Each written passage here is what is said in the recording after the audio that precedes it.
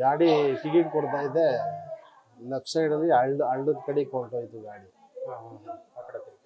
Left ಸೈಡಲ್ಲಿ. ಎಷ್ಟು ಜನ ಇದ್ರು ಪೇಷಂಟ್?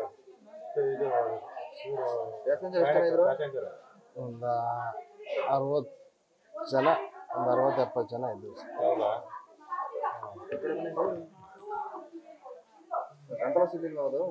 ಗೊತ್ತಿಲ್ಲ ಸರ್. ಅಪೋಸಿಟ್ ಬಸ್ಸೇ ಅಂತ. ನೀವು ಅದನ್ನ ನೋಡಿಲ್ಲ? ನೀವು ರೆಗ್ಯುಲರ್ ಕಂಡಕ್ಟರಾ?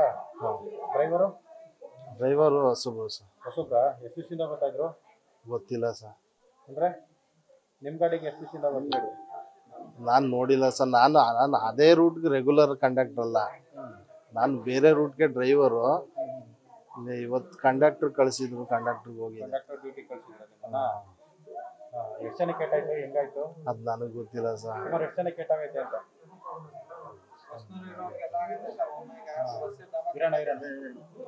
ನನಗೂ ಕರ್ಕೊಂಡ್ಬಂದ್ರ ಅಲ್ಲಿಂದ?